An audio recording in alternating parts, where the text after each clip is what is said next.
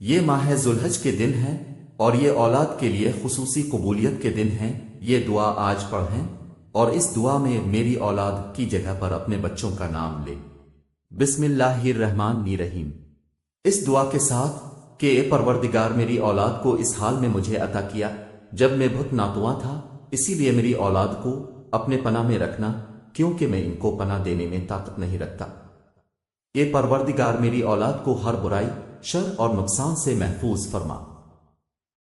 اے خدا میری اولاد کو ہر بیماری سے محفوظ فرما۔ اے مہربان رب، میرا امتحان اور آزمائش میری اولاد میں قرار نہ دینا۔ اے پروردگار میری اولاد کو اپنی آشکار اور پنہا آزمائشوں میں کامیاب فرما۔ اے رب کریم میری اولاد کو اپنے صالحین میں سے قرار دے اور میری اولاد کو دین و عبادت و اخلاق میں بہترین لوگوں میں سے اور زندگی میں سعادت مندوں میں سے مقرر فرما۔ اے پروردگار میری اولاد کو حلال کے ذریعے حرام سے روک دینا اور کرم الہی سے اپنے سوا کسی کے محتاج نہ کرنا۔ اے رب رحیم جس طرح اپنی کتاب پاک کی قیامت تک حفاظت کرنی ہے، میری اولاد کو شیطان کے شر سے محفوظ رکھنا۔ اے مہربان رب اپنے پاکیزہ ترین بندوں کے ساتھ دوستی اور قرب اور اپنی ذات پر توکل میری اولاد کو نصیب فرما۔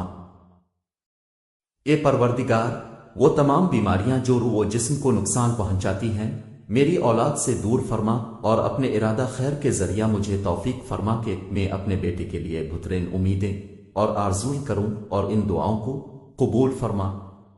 اے پروردگار مجھ تک میری اولاد کا احسان اور نیکی میری اپنی زندگی میں مجھے نصیب فرما اور ان کی دعاؤں کے ذریعے مجھے موت کے بعد خوشی اور سکون عطا فرما۔